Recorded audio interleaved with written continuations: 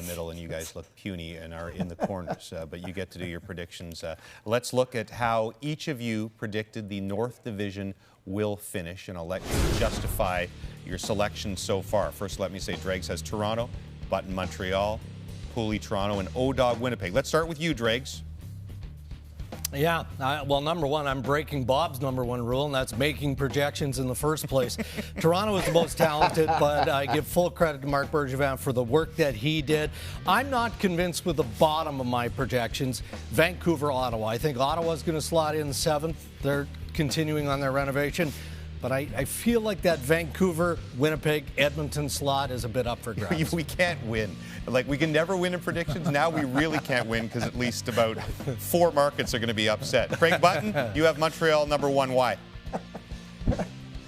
I have Montreal, well, number 1, the goaltending tandem. Everything Marc Bergevin saw with his team, a healthy team, and what they needed, he went out and accomplished. Jake Allen, the strengthening of the blue line, the additions up front. Obviously, Nick Suzuki and Jesperi Kotkaniemi have to take the next step, but I love what Montreal has done. I love what they did in the qualifying round and in the playoffs. And you're right, James, all those teams not in the top 4, you know, at 5, 6, and 7, yeah, I'll get all the flack, but I'm used to it. And Craig, I've got Toronto and Montreal in that first little tight bandwidth, and I flipped those back and forth. They ended up with Toronto, Montreal. Winnipeg, Edmonton, Calgary, Vancouver is my next bandwidth. They went every which direction. And Ottawa is going to be so hard to play against, and they are going to be a fun team to watch. And O-Dog, you are apparently running for mayor in Winnipeg now.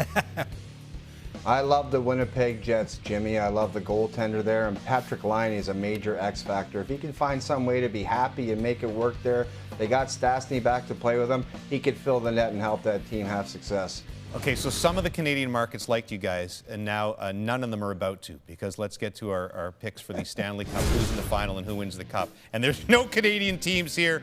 Dregs likes Vegas over Tampa. I do. Kelly McCrimmon just finds a way to collect top-end players like Alex Pietrangelo. I think Vegas is up, and it's their turn. A lot of alliteration here. Drager decision, Button bracketology, Pooley prognostication, the Oracle. Craig Button, why Tampa Bay?